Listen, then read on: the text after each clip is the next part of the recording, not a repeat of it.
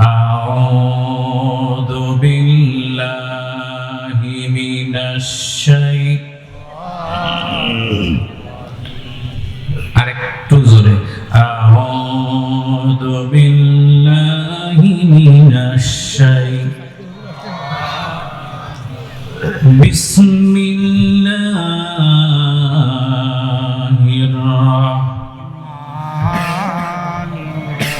ألم نشرح لك صدرك ووضعنا عنك وزرك الذي أنقض ظهرك ورفعنا لك ذكرك فإن مع العسر يسرا إن مع العسر يسرا فإذا فرغت فانصب وإلى ربك فارغب إن الله وملائكته يصلون على النبي يا أيها الذين آمنوا صلوا عليه وسلموا تسليما اللهم music দাও music وعلى آل سيدنا আরেকটু জোরে জোরে আল্লাহুম্মা সাল্লি পিছনে খের দিয়ে দেন وعلى آل سيدنا أكبادنا مجروحة من سيف هجر المصطفى طوبى لأهل بلدة فيها النبي المحترم اللهم صل على سيدنا مولانا محمد وعلى آل سيدنا مولانا محمد يا صاحب الجمال يا سيد البشر من وجهك المنير لقد نور القمر لا يمكن الثناء كما كان حقه بعد از خدای توی কিসায়ে মুখতাসার জিকির হবে লা ইলাহা ইল্লাল্লাহ জোরে লা ইলাহা। পিছনে যারা দাঁড়িয়ে আছেন দাঁড়িয়ে থাকা যাবে না, হয় বসতে হবে নইলে সরে যেতে হবে। লা ইলাহা ইল্লাল্লাহ লা ইলাহা জোরে লা ইলাহা মোহাম্মদ লা ইলাহা আওয়াজ দিয়ে লা ইলাহা বলি লা ইলাহা ইল্লাল্লাহ লা ইলাহা ইল্লাল্লাহ জোরে লা ইলাহা আসমানের মালিক যেই আল্লাহ, জমিনের মালিক ওই আল্লাহ। আচ্ছা বুঝি না, এতগুলো মানুষ আমরা যদি একটু আন্তরিক হই আর একটু আওয়াজটা বাড়বে না? একটু জোরে বলেন, বাড়বে না? লা ইলাহা জোরে লা ইলাহা বলে লা ইলাহা। পাখির গানে গানে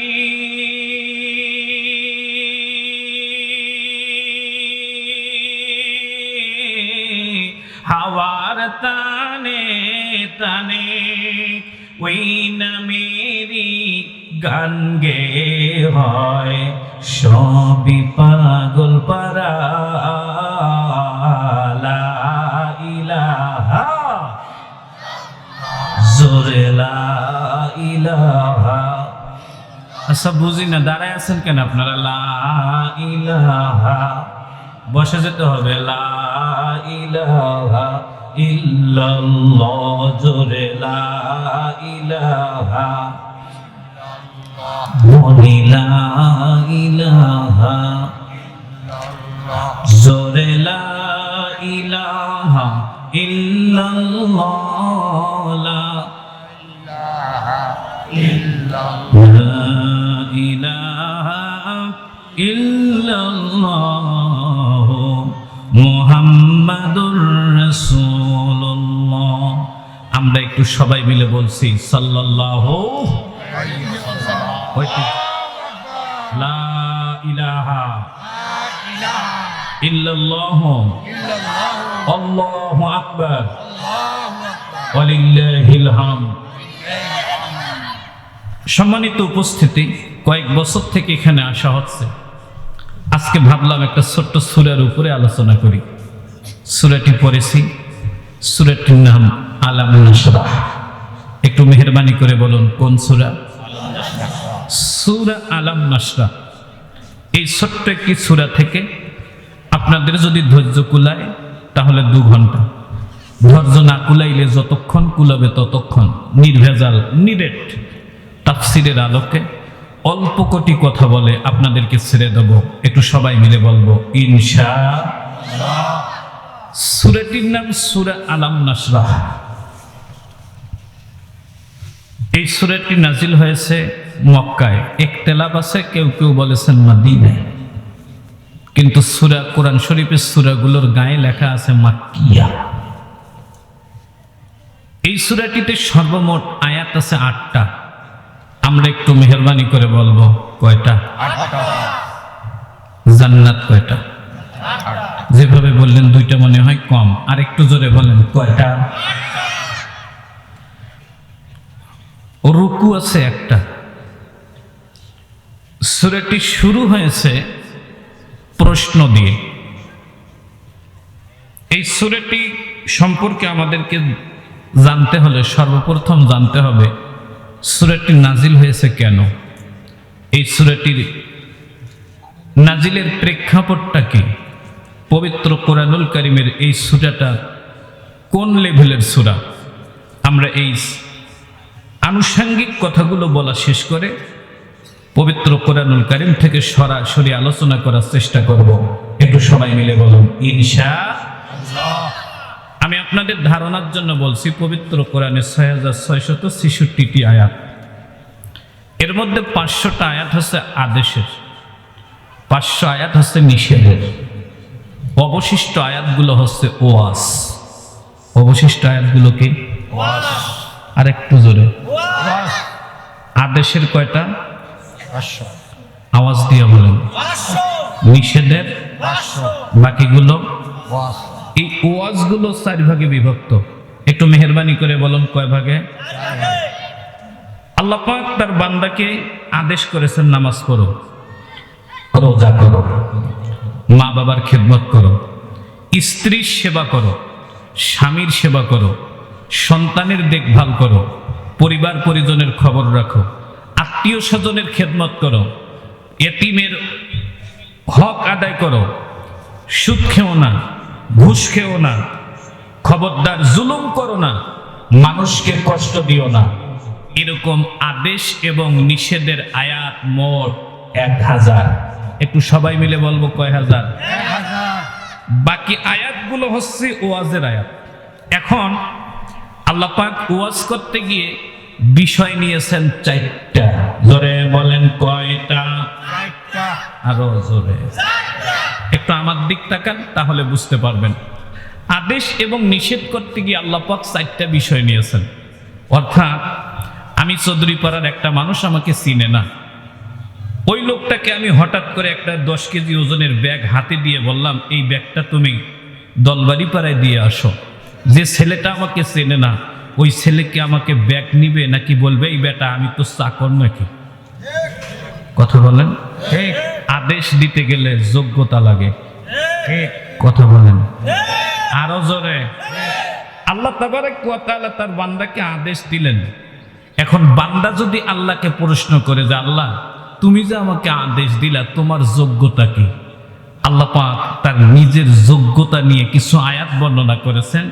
এই আয়াতগুলোকে বলা হয় আত-তাযকিরু বিআয়াতিল্লাহ।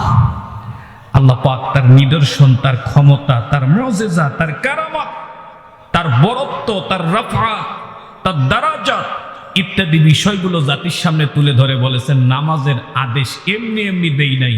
এই আদেশ দেওয়ার শুধুমাত্র কেবলমাত্র অধিকার রাখি আমি একমাত্র আল্লাহ। বান্দা যদি পৃথিবীতে কারো পায়ে সেজদা দেয়, সেইটাকে আওয়াজটা হয় নাই। পৃথিবীতে বান্দা আর কারো পায়ে সেজদা দিবে? আমরা কি পীরের দরবারে সেজদা দেব? পীরকে, ভণ্ডকে, কবরে, মূর্তিতে? মেহেরবানি করে বলুন, আমরা যদি মাথা নিচু করি যার কাছে করব তিনি কে? কেন? তিনি ক্ষমতা রাখেন। কারণটা হলো যেই জমিনটা দিয়ে হাঁটি, এই জমিনটা কার? আল্লাযী খালাকা সাবআ সামাওয়াতিন তিবাকা মা তারা ফি খালকিস সামাওয়াতি ওয়াল আরদি। আমার আল্লাহ বলেন, বান্দারে আমি নামাজের হুকুম দিয়েছি, রোজার হুকুম দিয়েছি, এমনি দেই নাই। তোমরা তোমাদের মাথার উপরে যে 7টা আসমান দেখতেছ, এই আসমানগুলো পৃথিবীর কোন সরকার বানায় নাই। একটু মেহেরবানি করে বলুন, 7টা আসমান যিনি বানাইছেন তিনি কে? আল্লাহ। যে জমিনের উপরে তুমি দাঁড়িয়ে আছো, হাঁটো, চলো, গম আবাদ করো, ধান আবাদ করো, এই জমিনটা পৃথিবীর কোন বৈজ্ঞানিক বানায় নাই। একটু মেহেরবানি করে বলুন, জমিন আসমান কার? আল্লাহ। রব্বুল মাশরিকি ওয়াল মাগরিব। আর একটু আওয়াজ দিয়ে বলবেন, পূর্বে এবং পশ্চিমের মালিককে? আল্লাহ। রব্বুল শিমাল, রব্বুল জুনুব। একটু মেহেরবানি করে বলবেন, উত্তর দক্ষিণের মালিককে? আল্লাহ। রব্বুল মাশরিকাইনি ওয়া রব্বুল মাগরিবাইন। পূর্বের 2 কোণ, পশ্চিমের 2 কোণ। একটু মেহেরবানি করে সবাই মিলে বলবো, এগুলো কার? আল্লাহ। ওয়াল জিবালা আওতাদা। এই জমিনের পেরেক হিসাবে আল্লাহ পাক পাহাড় বানিয়েছেন। একটু মেহেরবানি করে বলেন, পাহাড়গুলো কার? আল্লাহ। মারাজাল বাহরাইনি ইয়ালতাকিয়ান বাইনাহুমা বারযাখুন লা ইয়াবগিয়ান। আর একটু জোরে জোরে বলা লাগবে, 2 সাগরের মিলন যিনি করান। একটু মেহেরবানি করে বলুন, সাগর মহাসাগরের মালিককে? আল্লাহ।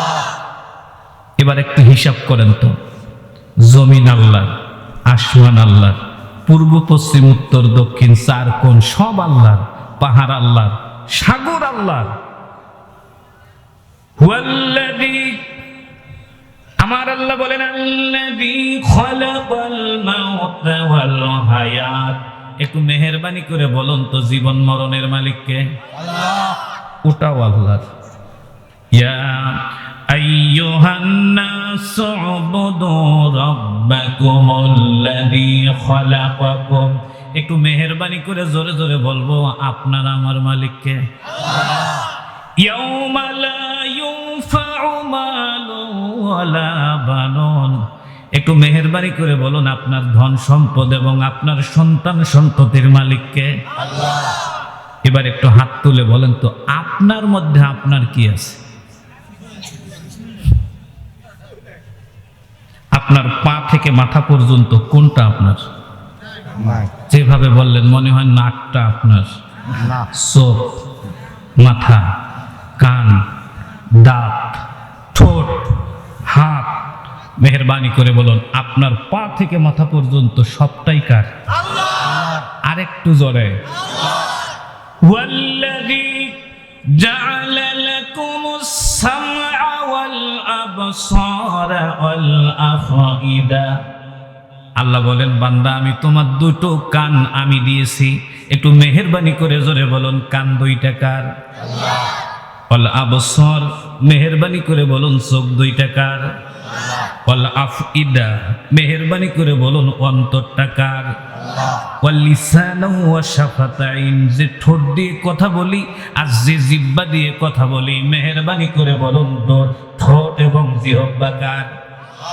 সব আল্লাহর। আল্লাহ বান্দাকে ডাক দিয়ে বললেন বান্দা তোমার মাথা আমার দেওয়া, তোমার চোখ আমার দেওয়া, তোমার ঠোঁট আমার দেওয়া, তোমার অন্তঃকরণ আমার দেওয়া, হাত আমার দেওয়া, হাত আমার দেওয়া, পা আমার দেওয়া, যে জমিনে হাঁটো ওটাও আমার দেওয়া, যে আসমান দিয়ে চলো, যে আসমান দিয়ে তোমরা সূর্যের আলো পাও সেটাও আমার দেওয়া, যে চাঁদের আলোতে পথ চলো সেটাও আমার দেওয়া। ও বান্দারে এমনি এমনি আমি আল্লাহ নামাজ পড়তে বলি নাই, রোজা করতে বলি নাই, এ পৃথিবীতে এত কিছু দিয়েছি তারপর বলেছি তুমি নামাজ পড়ো। এবার একটু মেহেরবানি করে বলুন আমার আল্লাহর হুকুম মানার দরকার আছে না? না আছে? আর একটু জোরে বলেন আছে? এ পৃথিবীতে হুকুম যদি মানতে হয় একজনের মানতে হবে, তিনি কে? আল্লাহ। আরো জোরে। জোরে হলো না? আল্লাহ সারা পৃথিবীতে আর কারো হুকুম চলবে না, শুধুমাত্র কেবলমাত্র একজনের হুকুম চলবে, বিধান চলবে, আইন চলবে। মেহেরবানি করে বলুন তিনি কে? আল্লাহ ছাড়া আর কারো কোনো কিছুই চলবে না, কারণ কারো কোনো কিছুই নাই। আর একটু জোরে বলেন কারো কোনো কিছুই নাই, সব কার? আল্লাহ। রাগ করলেন নাকি? নাক কানে গলা বিশেষজ্ঞ এক ডাক্তারের কাছে গেছিলাম, গিয়ে উনি আমাকে কয় মৌলানা তোমার শরীরে তোমার কোনটা? কইলাম সবই তো আমার। হাত আমার। কয় তোমার হাত তোমার? হাতটা একটা কেটে ফেলে বাজারে কিনো তো কিনতে পাওয়া যায় নাকি? যেটা তোমার হয় সেটা বাজারে পাওয়া যাবে, যেটা আল্লাহর হয় সেটা বাজারে পাওয়া যাবে। পৃথিবীতে হাতের কোনো কোম্পানি আছে? চোখের, নাকের, দাঁতের, কানের, মাথার নাই কেন? নেই কেন? কি মাইক নষ্ট হবে আর একটা মাইকের কোম্পানি আছে, কারণ মাইক মানুষ বানাইছে, কিন্তু আল্লাহ যেগুলো বানাইছে এগুলোর কোনো কোম্পানি গোটা পৃথিবীতে নাই। এই জন্যই আল্লাহ তাবারক ওয়া তাআলা তার পৃথিবীর সকল মানুষদেরকে বলেছে বান্দা আমি তোমাকে নামাজের হুকুম দিয়েছি, রোজার হুকুম দিয়েছি, হজের হুকুম দিয়েছি, যাকাতের হুকুম দিয়েছি, দিন কায়েমের হুকুম দিয়েছি, তোমাদেরকে জুলুম করতে না করেছি, তোমাদেরকে বলেছি তোমরা মানুষের ক্ষতি করো না। এমনি এমনি দেরি নাই, এমনি এমনি বলি নাই, হেদাম শুধু আমারই আছে। গোটা পৃথিবীতে আদেশ করার, হুকুম দেওয়ার, আইন করার হেদাম কারো নয়, শুধুমাত্র কেবলমাত্র একজনের আছে। দুহাত উঁচু করে বলবো তিনি কে? আল্লাহ। হাত উঁচু হবে, একেবারে সোজা হবে। মেহেরবানি করে হাত উঁচু করে গলাটা একবার আছাড় মারেন। চৌধুরীপাড়া আসার পর থেকে আওয়াজ পাইনি, অনেক বক্তার ওয়াজ শুনতেছি, এই আওয়াজে কাম হবে না, একেবারে আজকে গরম করে দিতে হবে। প্রস্তুতি নেন, কণ্ঠনালীর গোড়ায় শক্তি আনেন। মেহেরবানি করে যার যত বুকে শক্তি আছে সবটুকু শক্তি দিয়ে বলবেন।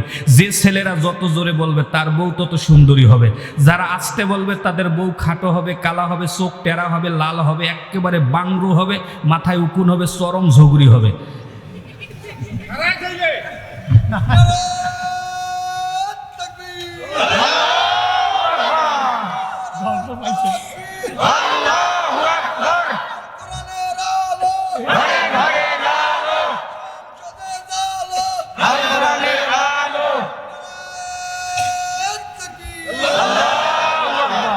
মুরব্বীগুলো মনে মনে কয় সব দোয়া তো ছেলেরা পাইছে, আমরা কি পাইছি? মরার সময় কালেমা নসিব হবে। বিয়া তো যারা, তাদের সংসার ভালো হবে, জীবনে ঝগড়া হবে না ইনশাআল্লাহ। ইনশাআল্লাহ। আরেকটু জোরে বলেন ইনশাআল্লাহ।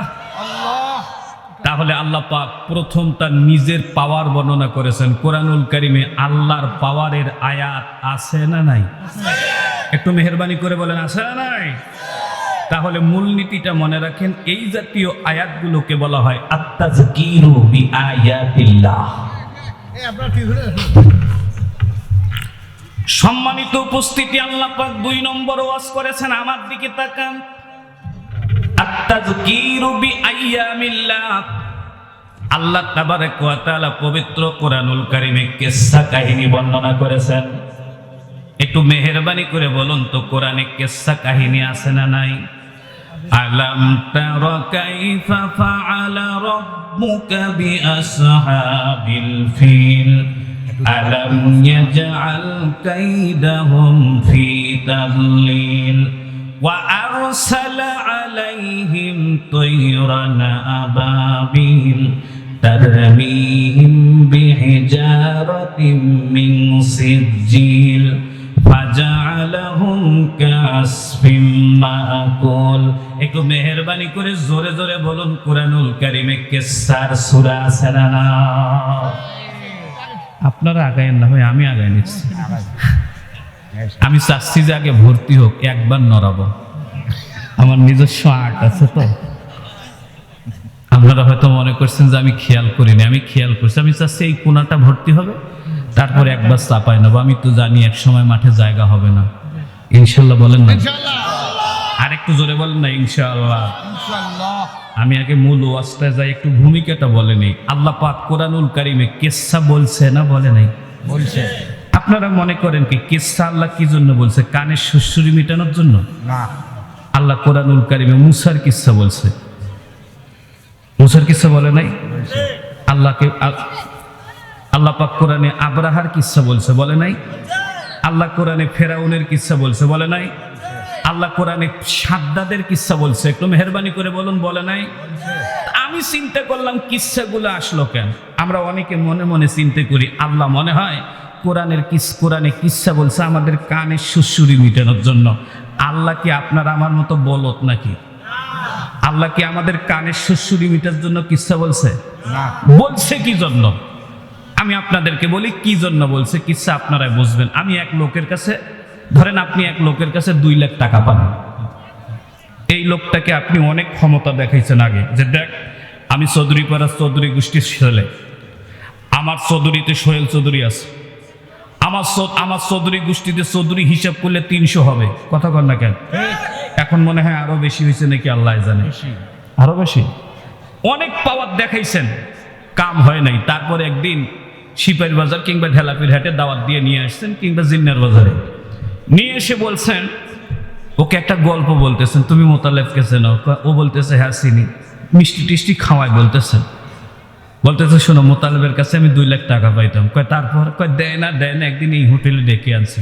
ও বলতেছে তারপর আনার পরে জুত করে খাওয়াইছি। তারপর সতলে বাড়ি নিয়ে গেছি। তারপর বাড়ি নিয়ে যা বাঁধছি। তারপর বান্দার পরে পেদানো শুরু করছি। তারপর মার খাইতে খাইতে সারা জীবন ভাই বলতো, ওই দিন আব্বা বললাম। তারপর আব্বা ফোন দেন, আমার বউকে আমি বলে দিচ্ছি। তারপর ওর বউকে ফোন দিল। ফোন দেওয়ার পর ওর বউ ওই দিক থেকে এপার থেকে বলে দিল যে তুমি জমি বন্ধক থেকে কালকে টাকা নিয়ে আসো। তারপর মাইরও খাইলো, পরের দিন ওর বউ টাকাও দিয়ে গেল। আপনারা বলেন তো, আপনি যে ওই লোকটাকে এই গল্পটা বলতেছেন, ওকে কি কানে সুসুরি দেওয়ার জন্য না ভয় দেখানোর জন্য? একটু আস্তে কর, আর একটু আস্তে কর। আল্লাহ পাক আব্রাহার কিসসা আপনাদেরকে বলছে, আপনাদেরকে কানের সুসুরি দেওয়ার জন্য না ভয় দেখানোর জন্য? আর একটু জোরে বলেন না কেন? আল্লাহ পাক আব্রাহার কিসসা আপনাদেরকে বলছে কানের সুসুরি দেওয়ার জন্য না। আল্লাহ বুঝাইতে চাইছে আব্রাহার অপরাধ ছিল আল্লাহর নিদর্শন কাবা শরীফকে ধ্বংস করতে এসেছিল, আল্লাহর নিদর্শনের জায়গায় হাত দিয়েছিল। যেই জন্য আমি আল্লাহ পাক আব্রাহার মতো একটা কানা প্রেসিডেন্টকে মারার জন্য, হাতির মতো বড় বড় প্রাণীগুলোকে মারার জন্য বড় কোনো অস্ত্র ব্যবহার করি নাই। সামান্য চড়াই পাখি, আবাবিল পাখি দিয়া তিনি ভিতরে গেলেন। 80,000 সৈন্য পার হলেন। এরপর যখন ভিতরে ঢুকবে দেখে 2টা তাজা জেন্দা বাঘ দাঁড়ানো। এই দুই বাগের মাঝখানের ভিতর দিয়ে ঢুকতে হবে। হযরতে মুসা তাও ঢুকলেন। ঢুকার পরে ফেরাউনকে ডেকে বলেন, ফেরাউন, আল্লাহ বলেছেন ইযহাব ইলা ফিরআউনা ইন্নাহু তাগা, তুমি নাকি স্বৈরাচার হয়ে গিয়েছো, তাড়াতাড়ি করে তুমি মুসলমান হয়ে যাও। ফেরাউন ডাক দিয়ে কয়, মুসা তোমার তো সাহস কম না। ও মুসা, তোমার তো অনেকগুলো সাহস। তুমি ৮০,০০০ সেনা ক্যাম্পের ভিতর দিয়ে আসছো, দুইটা বাগের সামন দিয়ে এসে উল্টা আমাকে ওয়াজ করতেছো, ঘটনাটা কি? হযরত মুসা বলেন, ইমানদারদের উপরে যখন আল্লাহর হুকুম হয়, ইমানদাররা শুধু জানে হুকুম পালন করতে হবে। আমার সামনে বাঘ আছে না, সেনাবাহিনী আছে, ইমানদাররা ভয় পায় না। একটু মেহেরবানি করে জোরে বলুন, ইমানদাররা কি ভয় পায়? আরো জোরে। আল্লাযীনা ক্বালা লাহুমুন নাসু ইন্নান নাসা قد جمعوا لكم فخشوهم فزادهم إيمانا وقالوا حسبنا الله। আমার আল্লাহ ডাক দিয়ে কয়, ও বান্দার, ইমানদারদেরকে যখন ভয় দেখায়, ইমানদারদের ঈমানি শক্তি বেড়ে যায়। হযরত মুসা আলাইহিস সালাতু ওয়াস সালামকে ফেরাউন ডাক দিয়ে কয়, রে মুসা, তুমি বেড়ে গেছো, দাঁড়াও, এবার আমি বাঘকে হুকুম দেব, তোমাকে কামড় দিবে। ৮০,০০০ সেনাবাহিনীর সব লোককে বলে দেব তোমাকে আটকাবে। হযরত মুসা আলাইহিস সালাম এইবার চিন্তা করলেন, এতদিন তো, এখন আসার সময় তো হুকুম ছিল না, যাওয়ার সময় তো হুকুম হয়ে গেছে, আমি এখন কি করব? হযরত মুসা চিন্তা করলেন, আমরা দুইটা ভাই, কেমন করে ৮০,০০০ সৈন্য দুইটা বড় বড় জেন্দা জেন্দা বাঘের সামনে কুলাবো? হযরত মুসা চিন্তা করলেন কি করা যায়। হযরত মুসা চিন্তা করলেন, আমি যদি একা ৪০,০০০ মানুষের শক্তি বহন করি, তবুও তো পারবো না, বাঘের সামনে কেমনে কুলাবো? হযরত মুসা মাথা নিচু করে, চোখ বন্ধ করে, ইস্তিখারা করে আল্লাহকে ডেকে বলেন, আল্লাহ গো, এদের হাত থেকে বাঁচার জন্য আমার এখন কি করা উচিত? কে জানি কানে কানে মুসাকে কয়, মুসারে, কিছু কিছু ভীতিকর জায়গা থেকে বের হয়ে আসার জন্য শক্তি দিয়ে তুমি কুলাতে পারবে না। এই জায়গায় তোমার মনের শক্তির দরকার, হৃদয়ের শক্তির দরকার। তুমি তোমার আল্লাহর কাছে বলো, তোমার আল্লাহ যেন তোমার মনের শক্তি বাড়ায় দেয়, ভয় ভীতি দূর করে দেয়। এই জন্য মুসা আলাইহিস সালাতু ওয়াস সালাম তখনই হারুনকে ডাক দিয়ে কয়, হারুন হাত তোলো, আমি আল্লাহর দরবারে দোয়া শুরু করব। হযরত মুসা দুটো হাত তুলে আল্লাহর দরবারে দোয়া করলেন। এই দোয়াটা আপনারা সবাই জানেন। মুসা আলাইহিস সালাম বলা শুরু করলেন, রব্বিশরাহ লি সাদরি ওয়া ইয়াসসিরলি আমরি ওয়াহলুল উকদাতাম মিন লিসানি ইয়াফকাহু কওলি। একটু মেহেরবানি করে জোরে জোরে বলা লাগবে, মারহাবা। হযরত মুসা আল্লাহকে ডাক দিয়া কয়, ও আল্লাহ, আমরা দুইটা নিরীহ হুজুর মানুষ, দুইটা ভাই, ৮০,০০০ সৈন্যের সামনে কুলাতে পারবো না। আল্লাহ, বড় বড় দুইটা জেন্দা পোষা বাঘের সামনে আমরা দাঁড়াতে পারবো না। আল্লাহ গো, ওদের যত অস্ত্র আমাদের দিকে তাক করা আছে, এই অস্ত্রের সামনে আমরা কুলাতে পারবো না। রব্বিশরাহ লি সাদরি, আয় আল্লাহ, তাই আমি তোমাকে বলছি, আল্লাহ গো, আমার মনের শক্তিটা বাড়ায় দাও, মনটাকে বড় করে দাও। জবান, আল্লাহ, ভয় পাইলে মানুষের ঠোঁট কাঁপে, জিহ্বা কাঁপে। আল্লাহ, মানুষ যখন ভয় পায় তখন গলা কাঁপে। ও আল্লাহ, তুমি আমার কণ্ঠের জড়তা দূর করে দাও। আল্লাহ, আমার মনের শক্তি বাড়ায় দাও। আমি জানি ইমানদারদের নিরাপত্তা তুমি দিবা। আমি জানি আমার হায়াত যতদিন আছে ততদিনে আমি বেঁচে থাকবো। ওদের যত অস্ত্র থাকুক, ওরা আমাকে মারতে পারবে না, কিন্তু ওদের কাছ থেকে বেরিয়ে যেতে গেলে আমার ইমানি সাহসের দরকার।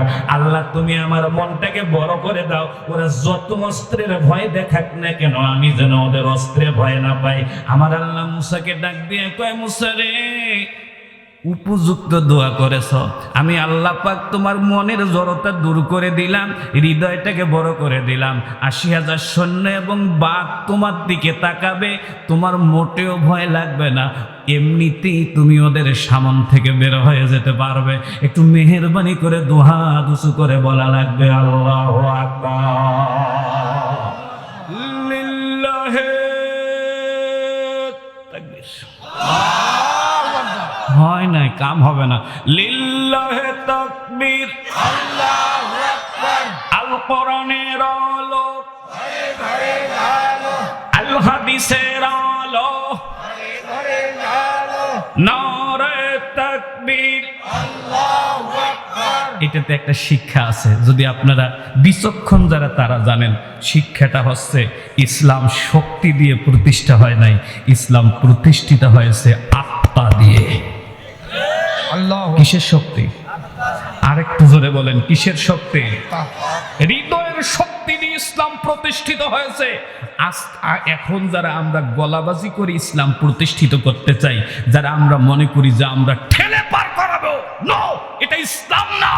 আল্লাহ পাক এই জমিনে তার দ্বীন কায়েম করেছেন গলাবাজি দিয়ে নয়, ইসলাম কায়েম করেছেন আধ্যাত্মিকতা দিয়ে। কথা বলেন না কেন? বদরের যুদ্ধে গলাবাজি দিয়ে জয় হয়েছে না, ম্যান পাওয়ার দিয়ে না। কত কয় না রে? ম্যান পাওয়ার দিয়ে না।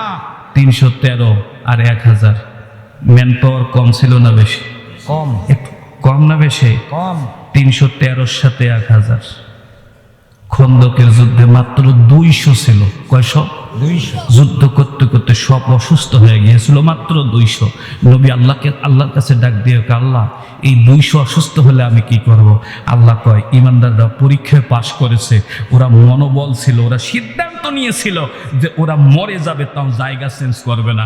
ওদের মনোবলের কারণে আমি খন্দকের ময়দানে আল্লাহর রহমত নাজিল করব, কাফির এবং মুশরিকদেরকে এমন ঝড় দেব ওরা এলাকা থুয়ে পালাবে। এবার একটু মেহেরবানি করে বলুন, ইসলামে মনোবলের জায়গা আছে না নাই? আর একটু জোরে বলতে হবে, আছে না নাই? আর আমরা ইসলামটাকে ঠেলে পার করে নিয়ে যেতে চাই। নো, এটা ইসলাম না। ইসলাম ঠেলে পার করার জিনিস না, ইসলাম হচ্ছে এইখানকার জিনিস। আপনারা কি কষ্ট পাইলেন? আর একটু জোরে বলেন, আপনারা কি কষ্ট পাইলেন? ইসলাম ঠেলে পার করার জিনিস না। আল্লাহ পাক কিসসা কাহিনী দিয়ে আমাদেরকে সতর্ক করলেন। 3 নম্বর কোরআনের আয়াত আছে, আত-তাযকিরু বিমা যাকারা বাদাল মাউত।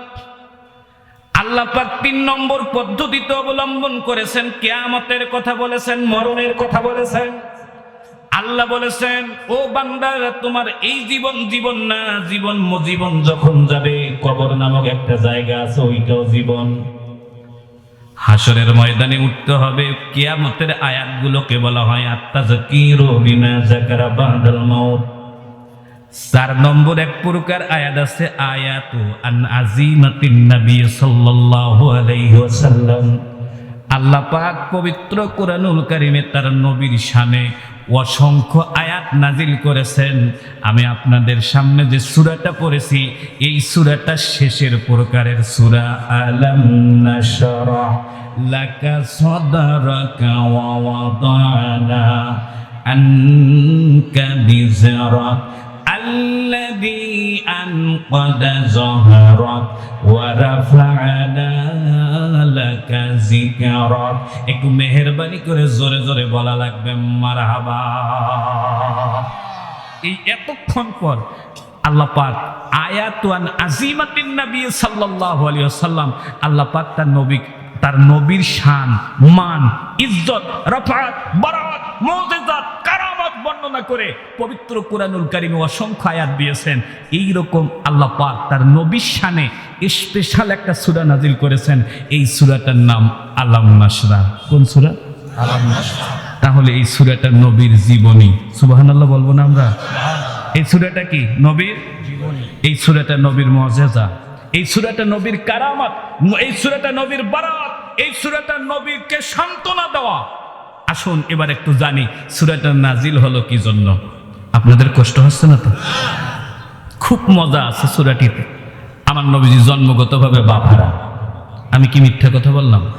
6 বছরে মা হারা। একটু জোরে বলেন, 6 বছরে, 8 বছরে দাদা হারা।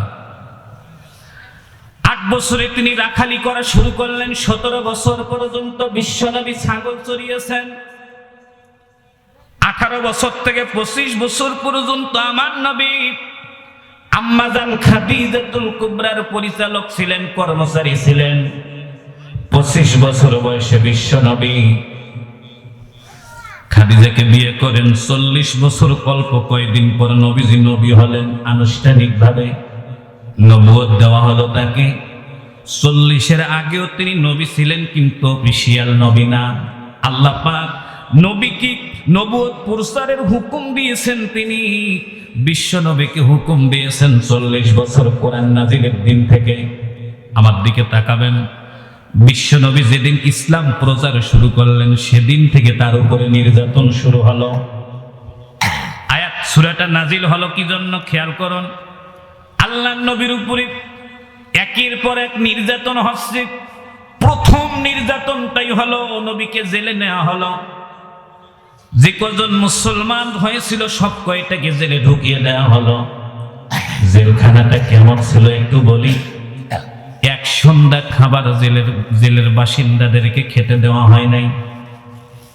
একটানা 7টা মাস নবী এবং সাহাবায়ে কেরাম গাছের পাতা খেয়ে বেঁচেছিলেন। মুসলিম, তিরমিজি, আবু দাউদ, বুখারীর হাদিস। সাহাবায়ে কেরাম গাছের পাতা খেয়ে ছাগলের নাদির মতো পায়খানা করতেন। আমার নবীজি কাঁদতেন, সাহাবায়ে কেরাম আল্লাহর নবীকে ডেকে বলতেন, হুজুর, যে মানুষগুলো আমাদেরকে একটু বৈধ খাবারও দিচ্ছে না, আপনি তাদের জন্য কি বদদোয়া করবেন না? আমার নবীজি জেলখানার কয়েদিদেরকে নিয়ে বিশ্ব নবী বলছেন, সাহাবীরা রে, বদদোয়া যদি করি ওরা তো ধ্বংস হয়ে যাবে, আসো আমরা একটু ওদের জন্য দোয়া করি। জেলের ভিতরে আমার নবীজি আল্লাহর পয়গাম্বার জেলের ভিতরে দুটো হাত তুলে দোয়া করতেন, আল্লাহুম্মা হাদি কওমি ফাইন্নাহুম লা ইয়ালামুন। আয় আল্লাহ তাআলা, আমি তোমার দরবারে দোয়া করছি, যারা আমাকে গাছের পাতা খাইতে বাধ্য করেছে, যে মানুষগুলো আমাকে এক মুঠি খাত খেতেও দেয় নাই, আয় আল্লাহ তাআলা, যাদের জন্য আমার সাহাবীরা পশুর মতো করে গাছে উঠে পাতা চিবিয়ে চিবিয়ে খেয়েছে, রব্বে কারীম, আমি তাদের জন্য দোয়া করছি, আল্লাহ তুমি তাদেরকে হেদায়েত দাও। আল্লাহ হেদায়েত দিবে এই জন্য, কারণ ওরা জানে না যে আমি আল্লাহর পয়গাম্বার। আল্লাহ গো, ওরা যেদিন জানবে আমি পয়গাম্বার, ওরা আর আমাদেরকে কষ্ট দিতে পারবে না। আল্লাহ মেহেরবানি করে তুমি ওদেরকে মাফ করে দাও। মেহেরবানি করে জোরে জোরে বলা লাগবে আল্লাহু আকবার। ইসলামটা কোন জায়গায় গিয়ে দাঁড়িয়েছে একবার খেয়াল করুন। আমরা কথায় কথায় দলিল দেই, নবী এই করছে ওই করছে। আমার নবী যে কাফের মুশরিকদের জন্য বদদোয়া করে নাই, এই দলিলটা দেই না। কিন্তু বর্তমান সময় কোনো মানুষ যদি ইসলামের বিরুদ্ধে কিংবা কোনো একটা কারণে কোনো একটা দলের দিকে ঝুঁকে যায়, আমরা কত কথা বলি, কত ভৎসনা করি, কিন্তু আমার কাছে যেটা মনে হয়, আমরা যদি পরস্পরকে ইসলাম বিরোধী কিংবা ইসলাম যারা মানে না কমবজে এদেরকে গালি না দিয়ে আমার নবীজির আদর্শটা বাস্তবায়ন করতে পারতাম, ওদেরকে ক্ষমা করে দিতে পারতাম, বুকটা হাতটা মেলে দিয়ে বুকে নিতে পারতাম, আল্লাহর কসম করে বলছি ওই মানুষগুলো আমাদের ইসলামের পক্ষে চলে আসতো। কথা বলেন না কেন? কিন্তু আমরা কি করি, একটুতেই একটা মানুষ একটা ভুল করছে, বাস তার উপরে আক্রমণ করে বসি, কথা বল না কেন? একটু জোরে বলেন। আমাদের মানসিকতা আর নবীজির মানসিকতা কি এক ছিল? আর একটু জোরে বলেন, এক ছিল? আল্লাহর নবী পথ চলতেন, কাফির মুশরিকরা নবীজির পায়ের নিচে খেজুরের কাঁটা ঢুকায় দিতেন। আমার নবীজি কাবাতুল মুকাররমায় গেছে কোরআন তেলাওয়াতের জন্য। বিশ্বনবী কাবায় গিয়ে কোরআন পড়তেছে, আউযু বিল্লাহি মিনাশ শাইতানির রাজীম, বিসমিল্লাহির রাহমানির রাহিম, ওয়াস সামাই والطارق وما أدراك ما الطارق النجم الثاقب إن كل نفس لما عليها حافظ فلينظر الإنسان مما خلق خلق من ماء دافق يخرج من بين الصلب والترائب إنه على رجعه لقادر يوم تبلى السرائر فما له من قوة ولا ناصر والسماء ذات الرجع والأرض ذات الصدع إنه لقول فصل وما هو بالهزل إنهم يكيدون كيدا وأكيد كيدا فمهل الكافرين أمهلهم رويدا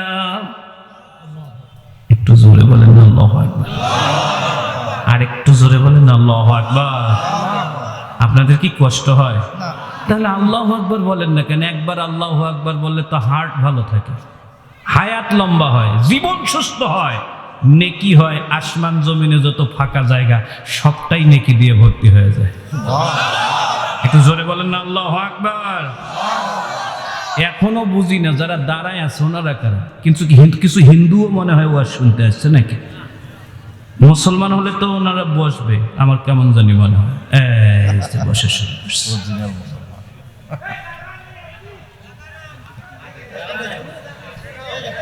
আপনারা কি আমি আগায় আসতে বললে আগাবেন তাহলে দাঁড়াবেন না খালি ব্যাঙ্গের মতো একটা করে লাভ দেন খুব দ্রুত ব্যাঙ্গের মতো একটা করে লাভ দিবেন আর জায়গাটা পূরণ করবেন সুবহানাল্লাহ আলহামদুলিল্লাহ লা ইলাহা জোরে লা ইলাহা যারা নড়বে না পিছনের জন ঠেলা দেন লা ইলাহা এই বুড়া মানুষকে ঠেলিও না লা ইলাহা সুবহানাল্লাহ আলহামদুলিল্লাহ লা ইলাহা আল্লাহ যারা নড়বে না ওরা যেন জীবনও নড়াচড়া করতে না পারে ওখানে বসায় রাখিও লা ইলাহা জোরে লা ইলাহা এখানে একটু জায়গা আছে বাবাজি লা ইলাহা ইল্লাল্লাহ লা ইলাহা আমার সাথে বলেন ইয়া রাসূলুল্লাহ ইয়া রাসূলুল্লাহ ইয়া হাবিব ইয়া রাসূলুল্লাহ ইয়া হাবিব পাই যদি নবী গো আপনার দিদার মৌতের যাতনা থাকবে না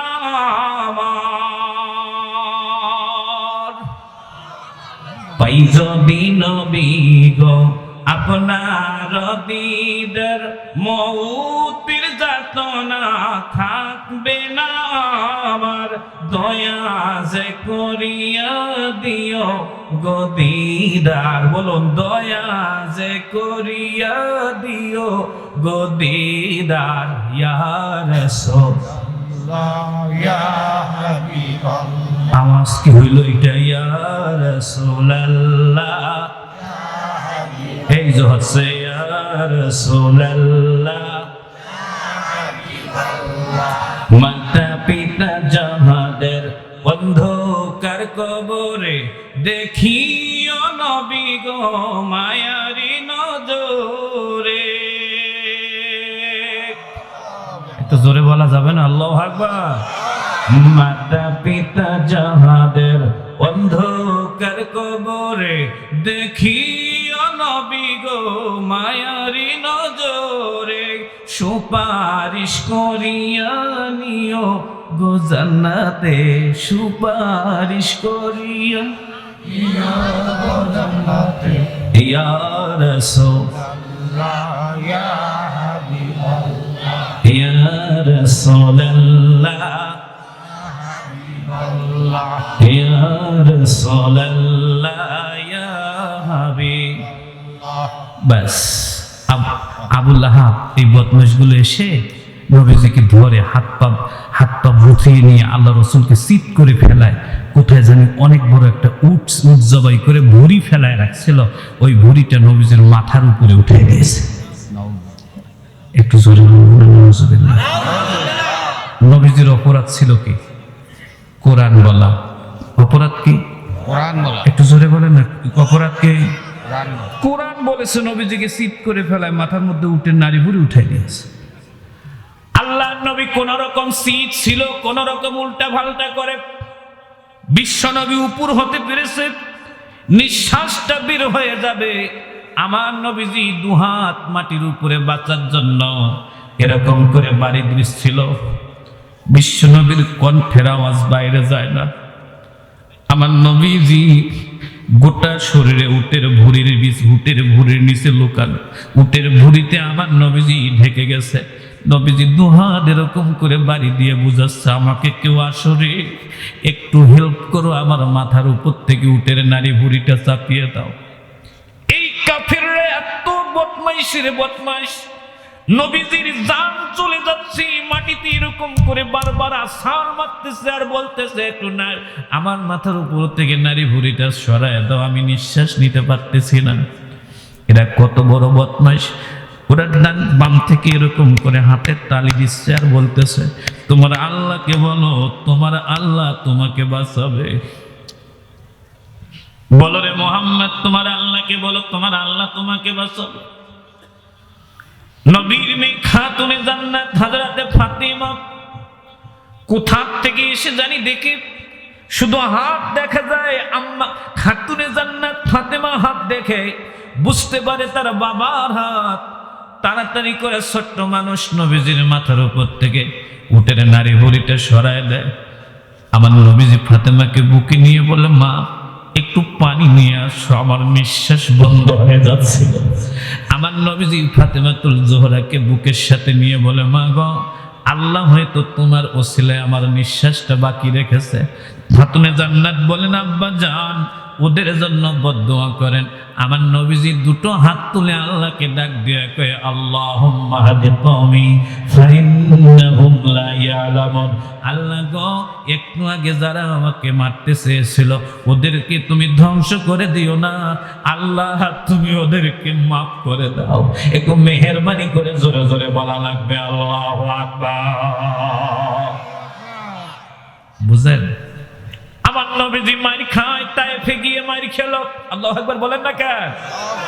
তায়েফে নবীজি গেল, ছোট ছোট যুবকেরা, চৌধুরী পাড়ার যুবকেরা তো মেলা উঠায় দিয়েছে, চড়ক হাঁটি উঠিয়ে দিয়েছে। এই চড়ক হাঁটির মেলা কমপক্ষে আমি 10 বার আসছি। কত বলো রে? একবার দুইবার, যে কম হলো 10 বার। কত কি দেখেছি। কিন্তু নবীজি যে যুবকদের কাছে গিয়েছে, ওই যুবকদের সামনে যখন আমার নবী বলছে কালেমা পড়ো, যুবকরা বড় বড় পাথর নিয়ে নবীজিকে ঢাল মারছে।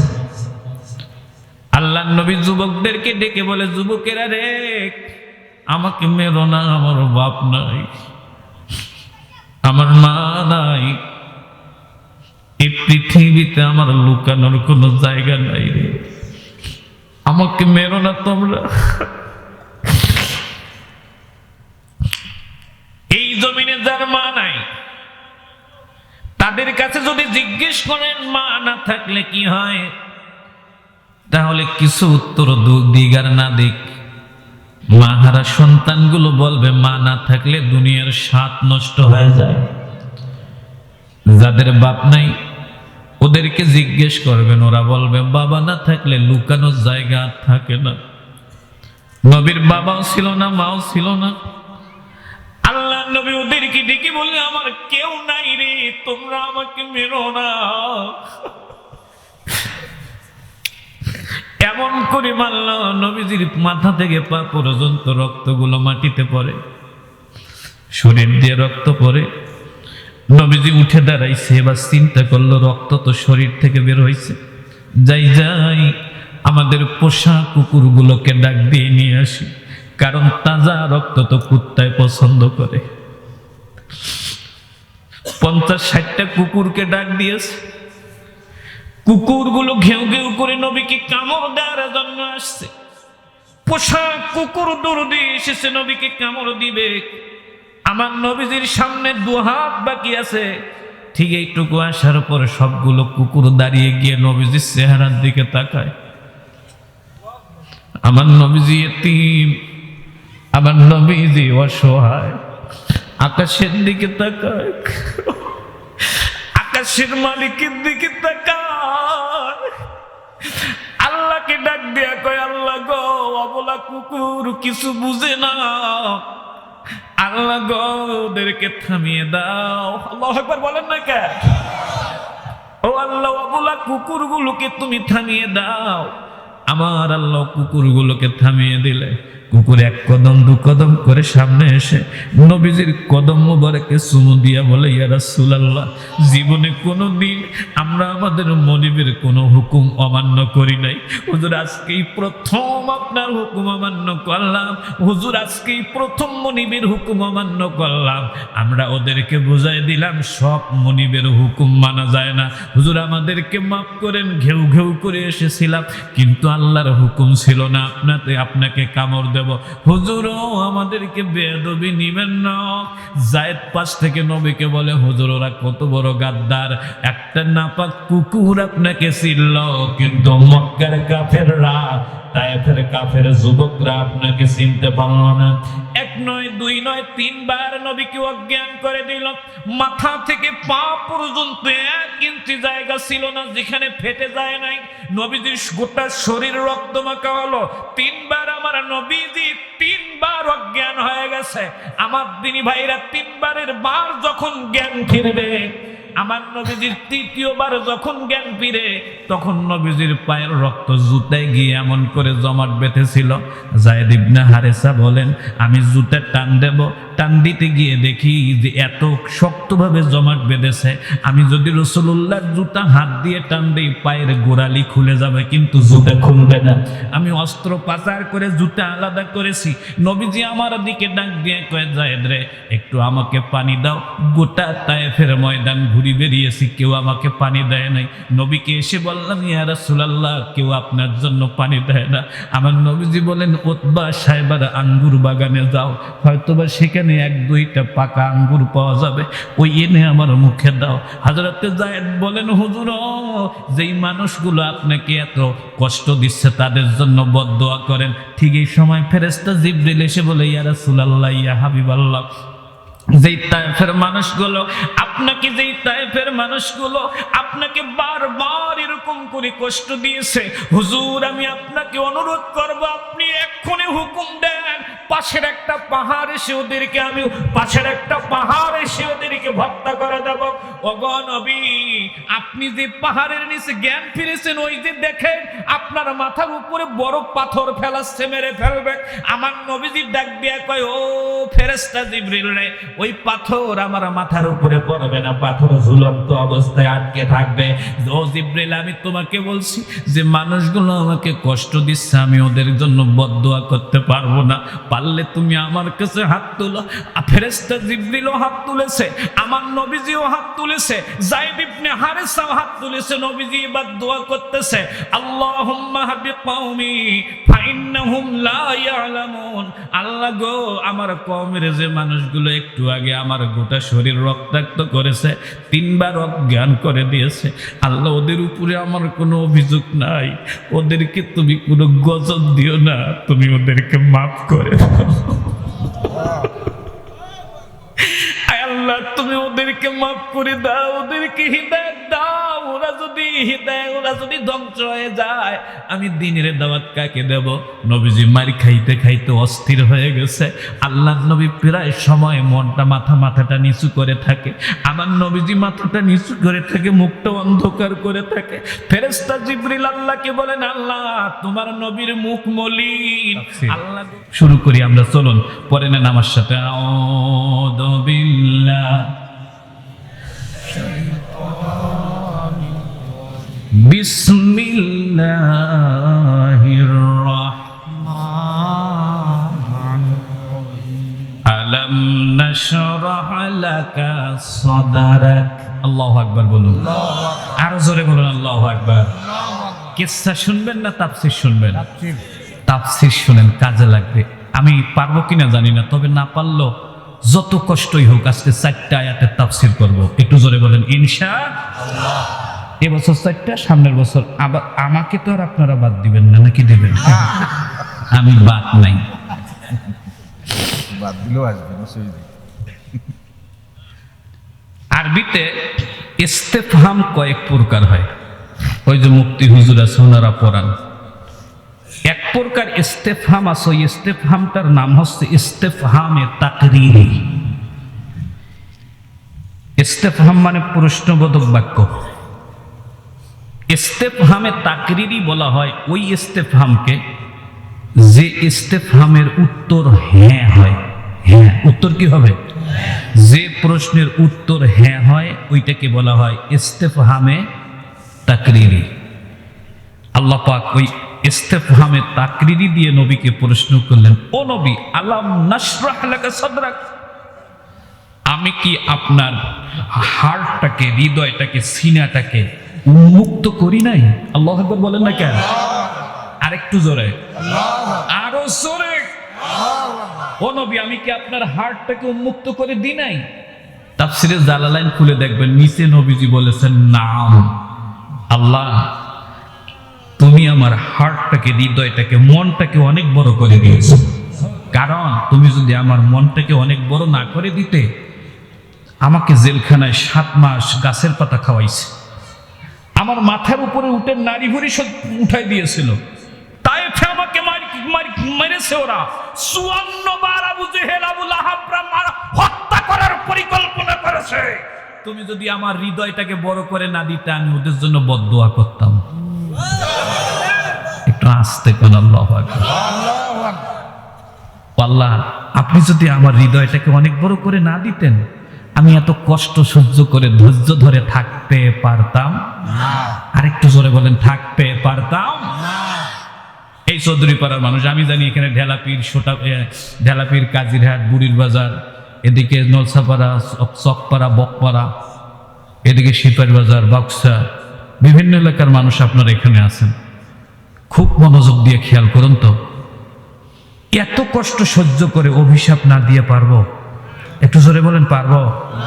আমাকে যদি আপনার এখানে ধরি পেদানি দেন, যদি অজ্ঞান হয়ে যায়, যখন জ্ঞান খুলবে প্রথম কথাটা কব, ওই বেটা পাইলে একদম মুছে দিতাম। ঠিক কথা বল না কেন? নবীজির যেদিন দাঁত ভাঙছে, নবীজির 2টা দাঁত ভেঙে গেছে এখান থেকে, মাটিতে রক্ত। আনাস রাদিয়াল্লাহু তাআলা আনহুর বাবা রক্তগুলো চেটে খাইছে, আরেকজন সাহাবীর দাঁতগুলো ধরে আছে। দাঁত ভেঙে গেলে কিন্তু চূড়ান্ত ব্যথা হয়। ছাই সুই দিয়ে কোন রকম করে রক্তটা বন্ধ করা হয়েছে, নবীজির জ্ঞান ফিরছে। হযরত আবু বকর নবীজিকে বলছে, হুজুর আপনাকে কেমন লাগতেছে? নবীজি বলতেছেন, খুব ভয় লাগতেছে। আবু বকর বলেন, হুজুর কেন? কয়, যারা আমার দাঁত ভেঙেছে, আল্লাহ তো ওকে মাফ যদি না করে। আবু বকর, আমরা একটু দোয়া করি, আল্লাহ যেন ওকে ধ্বংস করে না দেয়। আল্লাহু আকবার একটু বলবেন না? যে আমার দাঁত ভেঙে দিয়েছে, আমরা একটু তার জন্য দোয়া করি, আল্লাহ যেন তাকে ধ্বংস করে না দেয়। আর আমরা স্টেজে বসে যারা ইসলাম বুঝে না তাদেরকে গালি দেই। কথা বলে না? আমরা স্টেজে বসে যারা ইসলাম মানে না ওদেরকে ইচ্ছা মতো গালি দেই, আর কয় ইচ্ছা মতো নিজেদেরকে মুজাহিদ হিসেবে জাহির করি।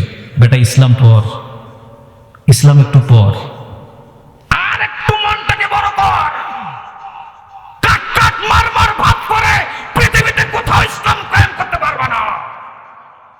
ইসলাম কায়েম করতে গেলে নবীজির মতো মনটাকে বড় করে দিতে হবে, আরো জোরে বলতে হয়। এবার আপনারা বলুন, আমাদের মন বড় হবে না ছোট হবে? আরেকটু জোরে বলেন, মন বড় হবে না ছোট হবে? অনেকে এই আয়াতটার তাফসীর করতে গিয়ে সব মুফাসসিরের একটা মত দিয়েছেন।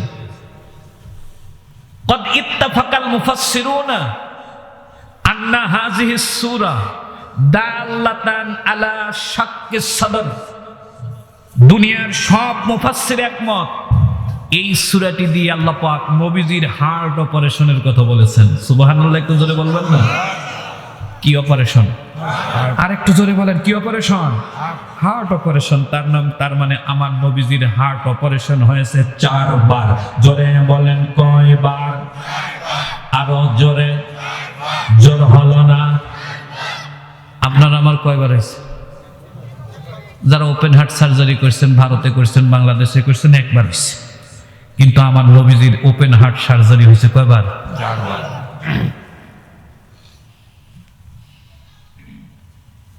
4 বার। আমাদের সমাজে কিছু ঠুনকু মুরব্বী আছে, এনারা বলে যে নবীজির হার্ট সার্জারি হয় না। আল্লাহ কোরআনে বলছে হইছে, আর উনি বলতেছে হয়নি।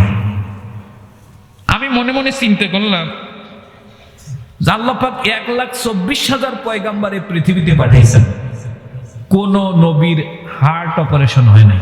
হয়েছে কি? আরেকটু জোরে বলেন, হয়েছে? আদম আলাইহিস সালামের হার্ট অপারেশন হয়েছিল?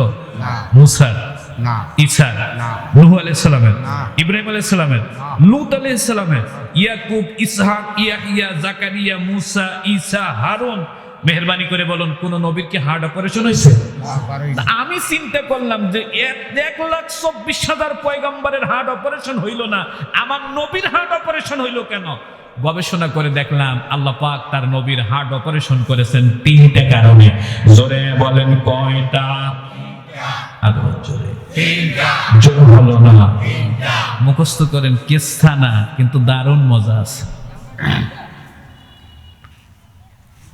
1 নম্বর হলো, খুব মনোযোগ দিবেন, আদম থেকে ঈসা পর্যন্ত মাঝখানে যত নবী এসেছিলেন 1,24,000 কিংবা 2,24,000, এই 1,24,000 কিংবা 2,24,000 পয়গম্বরের মধ্যে কোন পয়গম্বর আল্লাহকে দেখেন নাই। আদম আল্লাহকে দেখেন নাই, মুসা দেখেন নাই, ঈসা দেখেন নাই, ইব্রাহিম দেখেন নাই, দেখার চিন্তাও করেন নাই। আপনাদের জানা থাকলে বলেন তো, একজন পয়গম্বর আল্লাহকে দেখতে চাইছিলেন, ওর নাম কি?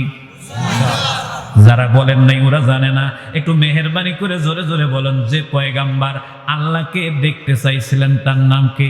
মুসা। আরো জোরে। আল্লাহকে ডাক দিয়ে কয়, আল্লাহ রে, তোমারে দেখবো। আল্লাহ কয়, মুসা পারবা না। মুসা আল্লাহরে যুক্তি দেয়, আল্লাহ কথা কই ঘন ঘন, কথা বলতে পারলে দেখতে পারবো না কেন? আল্লাহ কয়, লান তারানি ইয়া মুসা, কোশ্চিনকালেও দেখতে পারবে না। মুসা কয়, আল্লাহ আমি দেখেই ছাড়বো। আল্লাহ কয়, দেখতে পারবে না। মুসা কয়, আল্লাহ না দেখা দিলে আমি ছাড়বো না। আল্লাহু আকবার, একটু জোরে বলবো নাকি আমরা? আল্লাহ জিবরিলকে ডাক দিয়ে কয়, জিবরিল রে, মুসার খুব শখ আমাকে দেখবে, একটু আমার দিক তাকা। ও জিবরিল, যাও যাও, তুর পাহাড়ে একটা মাইকিং করো। আল্লাহু আকবার বলেন একটু জোরে। মুসা কয়, আল্লাহ কি মাইকিং করব? আল্লাহ ডাক দিয়ে কয়, ও ইব্রাহিম আল্লাহকে কয়, আল্লাহ কি মাইকিং করব?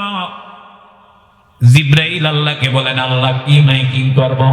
আল্লাহ জিব্রাইলকে বলেন, জিব্রাইল রে, তুর পাহাড়টাতে মাইকিং করো, তুর পাহাড়ে যত পিঁপড়া আছে সব পিঁপড়া যেন তুর পাহাড়টা ছেড়ে দেয়, যত বাঘ আছে, ভাল্লুক আছে, তুর পাহাড়ে যেন কেউ না থাকে, যত পিপিলিকা, বাঘ, সাপ, হরিণ, ভাল্লুক, তুর পাহাড়ে যত প্রাণী আছে, তুমি মাইকিং করো, 1 ঘন্টার মধ্যে যেন এই এলাকা ছেড়ে দেয়।